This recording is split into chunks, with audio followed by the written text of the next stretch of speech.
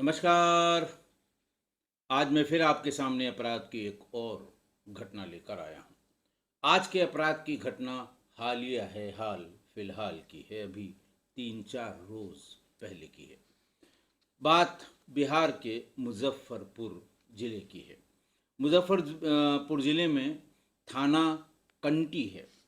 थाना कंटी के लगरी सराय पंचायत में बझिला गांव में सवेरे सवेरे कोई 5 बजे के आसपास कंट्रोल रूम को फ़ोन आया। साथ ही साथ गांव के कुछ लोगों ने थाने को भी फ़ोन किया कि साहब यहाँ पर संतोष कुमार की पत्नी और उसके 2 बच्चों की हत्या हो गई है। पुलिस आनन फानन में वहाँ भागकर पहुंची। पुलिस ने देखा कि एक ही बेड पर माँ और 2 बच्चों के शव पड़े हुए हैं, जो कॉटन की एक मतलब एक साड़ी की एक रस्सी से बंधे हुए हैं। पुलिस ने मौके पर मौजूद पत्नी के पति और 2 बच्चों के पिता संतोष मिठाईलाल शाह उर्फ संतोष से पूछताछ की। संतोष ने बताया कि उसके पट्टीदारों से, खासकर चचेरे भाइयों से विवाद चल रहा है। विवाद इस तरह का है कि कुछ जमीन का विवाद है। मेरे हिस्से की भी जमीन उन लोगों ने बेच दी, खा गए, और कई बार गांव में इसकी पंचायत हुई कि जो हिस्सा जिसका बनता है उसका दे दिया जाए, लेकिन वो किसी भी कीमत पर मानने को तैयार नहीं थे। खैर, उसके मामा ने मिठाई लाल और संतोष के मामा ने ये भी बताया कि साहब वो अभी एक दिन पहले ही उन लोगों ने ये धमकी दी थी कि मैं पूरे परिवार को मार डालूंगा। मामा ने ही ये भी बताया कि 10 बार से अधिक गांव की पंचायत हो चुकी है, लेकिन वो लोग किसी कीमत पर मानने को तैयार नहीं हैं, तैयार नहीं थे, और उन्हीं लोगों ने मौके का फ़ायदा उठाकर ये महिला और उसके दोनों बच्चों की हत्या कर दी। दरअसल उसके 4 बच्चे थे। घर में 2 बच्चे माँ के पास और 2 बच्चे दादी के पास थे।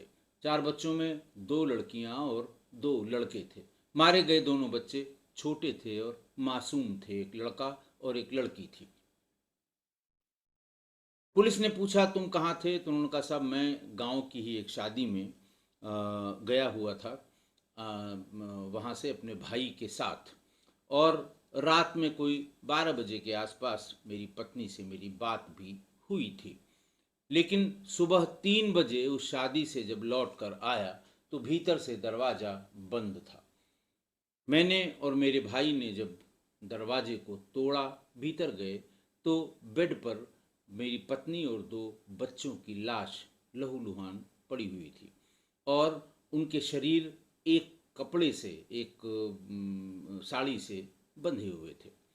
खैर, पुलिस ने फौरन चचेरे भाइयों के खिलाफ एक मुकदमा लिख दिया और फिर उनको पकड़कर थाने ले आई।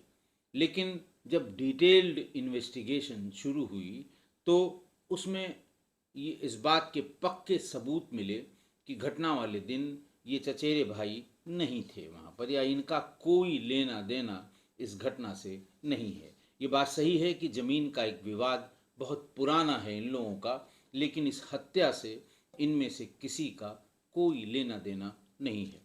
खैर, पुलिस ने तब मोबाइल फ़ोन के सीडीआर की, क्योंकि जब मृतका के पति या बच्चों के मृत बच्चों के पिता जो कहानी बता रहे थे, उस पर यकीन करके पुलिस ने एफआईआर दर्ज करके नामजद लोगों को, जिनमें 2 महिलाएं भी थीं, उनको थाने पर बुलाकर बहुत डिटेल पूछताछ की थी।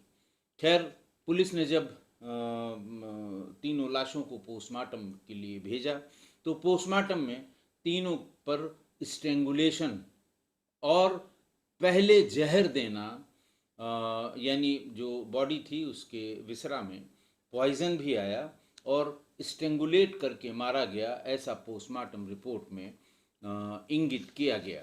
पोस्टमार्टम रिपोर्ट मिलने के बाद पुलिस को संशय हुआ कि ये जो 5 लोगों को, अपने पट्टीदारों को, चचेरे भाइयों को इसने लिखाया है, इसमें कोई ऐसी बात नहीं है कि वो दो बच्चों को क्यों छोड़ देगा, सिर्फ दो बच्चों को मारेगा। दरअसल एक ही कमरे को टारगेट किया गया जिसमें वो महिला और दो बच्चे थे। बाकी दो बच्चे अपनी दादी के साथ सो रहे थे, इसलिए उनको पता भी नहीं लगा कि दरअसल भीतर कुछ हुआ भी है।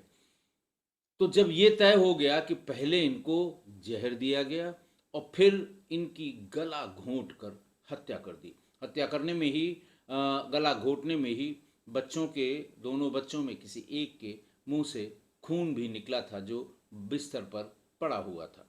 जाहिरा चोट अदरवाइज नहीं थी। पुलिस ने स्ट्रेंगुलेशन का स्पष्ट संकेत तीनों डेड बॉडीज के साथ दिया था। पुलिस ने जब सीडीआर की जांच करनी शुरू की तो संतोष के मोबाइल फोन पर एक नंबर से लगातार बात होना पाया गया। पुलिस ने उससे पूछा तो उसने पहले तो वही कहानी पुरानी वाली कि इसमें ऐसा था और फलाना था और ढिकाना था, मैं तो था ही नहीं, मैं तो चला गया था और मुझे क्या पता, और वही लोग होंगे, छत से कूद के आए होंगे। इस तरह की बातें पुलिस को उलझाने के लिए संतोष बताता रहा। और जब उससे पूछा गया कि फलां फलां दिन में सुबह इतने बजे से इतने बजे तक 74 बार तुमने इस नंबर से क्यों बात की, धीरे धीरे टूट गया। उसने बताया कि एक महिला है जिसका नाम है करीना कुमारी, मेरे इसके संबंध हो गए और काफ़ी दिनों से ये संबंध चल रहे थे। इसी बीच में उस महिला ने मुझसे शादी करने की इच्छा व्यक्त की, लेकिन एक शर्त ये लगाई कि जब तुम्हारी पत्नी और बच्चे हैं तो मैं कैसे उस घर में रह सकती हूँ। मुझे पत्नी का दर्जा देने के लिए तुम्हें अपनी पत्नी को रास्ते से हटाना पड़ेगा। और फिर दोनों ने साठ गांठ करके पहले उन दोनों को जो उसके कमरे में थे, उन दोनों बच्चों को और पत्नी को किसी चीज़ में सोने की दवाइयाँ, जो नींद की दवाइयाँ हैं, वो दवाइयाँ मिलाकर दे दी। दोनों ही उस कमरे में इंतज़ार करते रहे कब ये बेहोश हों और कब वो अपना काम शुरू करें। जैसे ही तीनों बेहोश हुए, तीनों की गर्दन कसकर उनकी हत्या कर दी गई। जब ये खुलासा हुआ, जब ये कन्फेशन हुआ और फिर उसके कन्फेशन के बाद कड़ी से कड़ी चीज़ों को जोड़ कर देखा गया। भाई को भी बुलाया गया जो पहले ये कह रहा था कि हम दोनों भाई एक बारात में गए हुए थे। तो उसने भी बताया कि साहब मुझे इन्होंने कहा था यही कहना, नहीं सब लोग फंसेंगे, हम भी फंसेंगे और तुम भी फंसोगे। मैं इस डर की वजह से पुलिस के सामने वही बात बताता रहा जो इसने बताई थी। बहरहाल ये तय हो गया कि ये तीनों ही हत्याएं संतोष यानी मिठाई लाल शाह और संतोष ने यानी मृतका के पति ने ही अपनी प्रेमिका के चक्कर में की है। पुलिस ने दोनों को गिरफ्तार किया और दोनों को फिर जेल भेज दिया गया। दो दिन पहले दोनों इस समय जेल में हैं। अच्छा, पहले जो कहानी बना के उन्होंने पुलिस को बताई वो इतना सच के नज़दीक लग रही थी कि पुलिस ने उसी एफआईआर उसी बात पर एफआईआर की और उसके पट्टीदारों को, उसके चचेरे भाइयों को गिरफ्तार करके ले आई थी। सच्ची घटना खुलने के बाद उन्हें छोड़ा गया और इन दोनों को जेल भेज दिया गया। आज की घटना देखिए, कोई नई बात नहीं है। पत्नी प्रेमी के साथ मिलकर पति की हत्या करे, ये तो लेटेस्ट ट्रेंड है। लेकिन जो हमेशा होता आया है कि पति किसी प्रेमिका के चक्कर में अपनी पत्नी की हत्या कर दे, लेकिन बच्चों की भी हत्या कर देना ये थोड़ा ये रेयर है, ये कम ऐसा होता है, होता रहा है लेकिन कम होता है। ये बहुत ढेर सारे सामाजिक और मनोवैज्ञानिक सवाल खड़े करता है कि आज के भारतीय समाज में विवाहेतर संबंधों के नश्वर परिणाम इस तरह की घटनाओं से पता लगते हैं। ध्यान देने वाली बात यह है कि ये घटनाएं या ऐसी घटनाएं अचानक नहीं हो रही हैं, अचानक इनका विस्फोट नहीं हो रहा है, बल्कि लंबे समय तक गहराते हुए व्यक्तिगत और सामाजिक विघटन का ये बाहरी रूप है, दिखाई पड़ने वाला रूप है। मनोवैज्ञानिक कारण का भी विश्लेषण किया मैंने, इसको काफ़ी खोजबीन की, तो ये पता लगा कि ये शायद 3 परतों में काम करती है। अवैध या विवाहेतर संबंधों का अस्वीकारीकरण करने की क्षमता धीरे धीरे, चाहे पुरुष हो चाहे स्त्री है, उसमें कम होती जा रही है। काम करती है लेकिन अस्वीकार नहीं कर पाती है। वैज्ञानिक और फॉरेंसिक प्रोफेशनल रिपोर्ट्स में यह ट्रेंड देखा गया है। जब पति या पत्नी किसी दूसरे के प्रति आवेग आवेग में गहरे होते जाते हैं, यानी उनका आवेग गहराता जाता है, तो उनके लिए पुराने रिश्तों का अस्तित्व रुकावट बन जाता है, न कि सम्मान रहता है। तो जैसे ही ये विवाहेतर संबंधों में प्रगाढ़ता होती है, वैसे ही पुराने रिश्ते वो रुकावट लगने लगते हैं, उनके प्रति सम्मान का भाव खत्म हो जाता है। शादी के बाद, मतलब इस विवाहेतर संबंध में उनके दिमाग में ये रहता है कि शादी के बाद भी अगर वो वापस परिवार में चला गया तो फिर उस महिला का क्या होगा या उस पुरुष का क्या होगा, ये उनके अंदर एक मनोवैज्ञानिक धारणा बन जाती है। इस तरह के विवाहेतर संबंध सम्मोहन और मोह को व्यक्तिगत धर्म बना देते हैं। वो उनका अपना पर्सनलाइज रिलीजन हो जाता है इस तरह के विवाहेतर संबंधों में।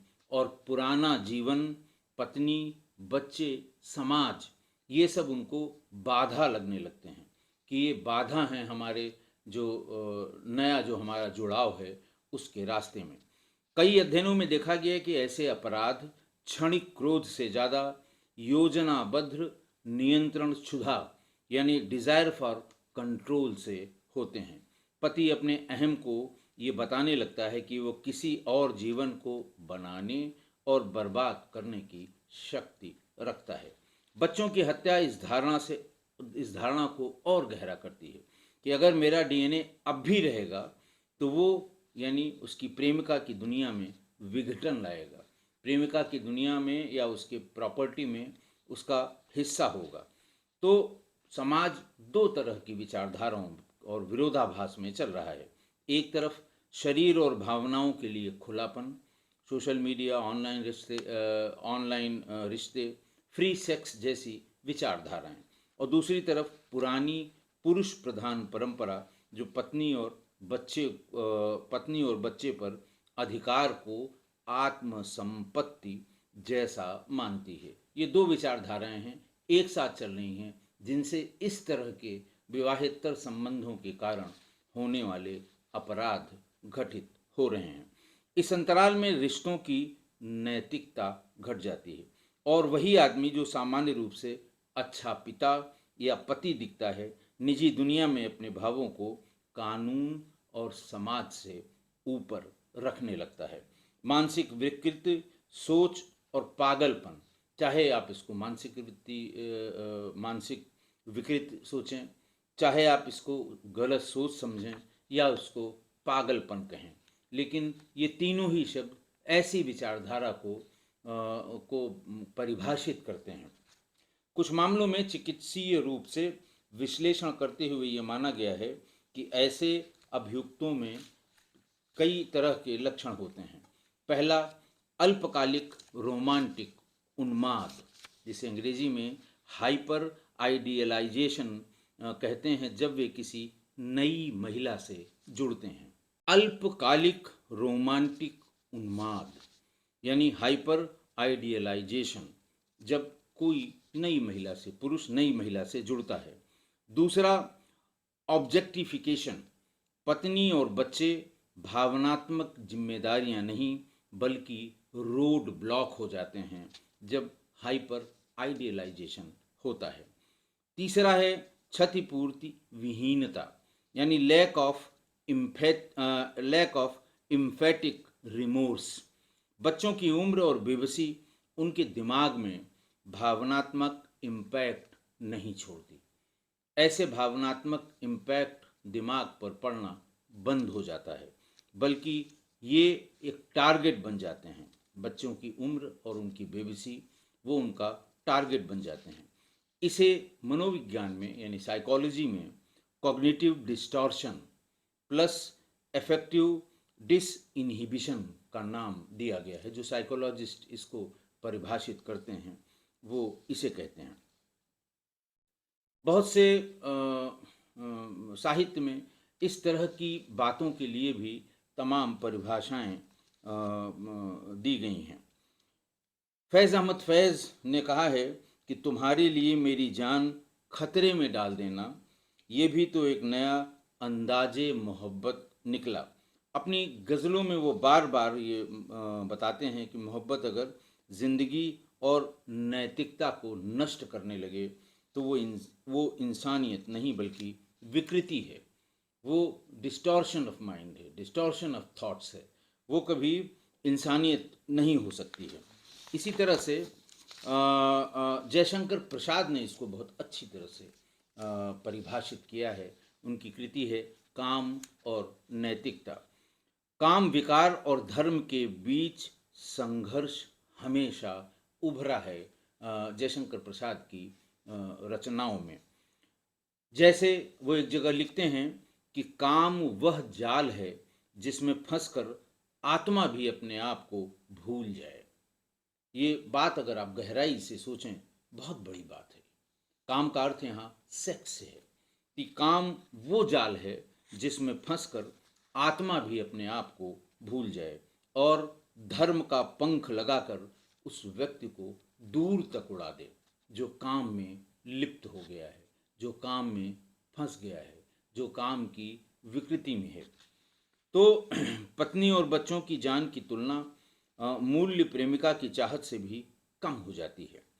शरीर संतृप्ति या भावनात्मक अहम तुष्टि को प्रेम का नाम दिया जाता है। जब विवाहेतर संबंध होते हैं और नई नई प्रेमिका अपनी सेटल्ड लाइफ में अचानक उसकी ज़िंदगी में आ जाती है, तो यही वह स्थिति है जिसे प्रसाद अपने युग में काम विकार कहते थे। हिंदी का इससे सुंदर शब्द नहीं हो सकता, काम विकार, distortion of mind due to sex. आपका जो सेक्स के प्रति आपका जो लगाव है वो आपके अंदर एक विकार पैदा करता है, आपके अंदर एक डिस्टॉर्शन पैदा करता है, समयहीन, नैतिकताहीन और बहुत ही खतरनाक। यानी अपने युग में जिसे काम विकार कहा जयशंकर प्रसाद ने, उसे वो संयमहीन है, नैतिकताहीन है और बहुत ही खतरनाक है। इस पर एक रचना भी है, मैंने बहुत ढूंढा, उसके रचनाकार का नाम नहीं मिल सका हमें, लेकिन इस घटना पर बहुत सटीक बैठता है कि अपनों की गर्दन भी गैर की मोहब्बत की दासी हो गई। अपनों की गर्दन भी गैर के मोहब्बत की दासी हो गई। बच्चों की गोद से जो पलक झपकी वही तलवार हो गई। जब सबक ये रह गया कि खून भी मोहब्बत की जुबान है। बहुत अच्छी लाइन इस कवि ने लिखी है कि जब सबक यह रह गया कि खून भी मोहब्बत की जुबान है। कितना विरोधाभास है इस शब्द में। तो इंसानियत ने खुद अपने इंसान को माफ नहीं किया। तो ये ऐसी स्थिति हो जाती है किसी के प्रेम में पड़ जाना, किसी के प्रेम जाल में फंस जाना, किसी की प्रेम के लिए पागल हो जाना, किसी की प्रेम में डूब जाना और फिर बाकी चीज़ों को गौण कर देना, बाकी चीज़ों को कमतर आंकना, संबंधों को भूल जाना, बच्चों और बाकी परिवार के लोगों को जैसे दुश्मन मान लेना। ये वही जयशंकर प्रसाद जी की जो इस तरह के भाव में जो शब्द उन्होंने इस्तेमाल किया है, काम विकार। आशा है आप मेरी इन सब बातों से सहमत होंगे। आज के लिए इतना ही। बहुत बहुत धन्यवाद।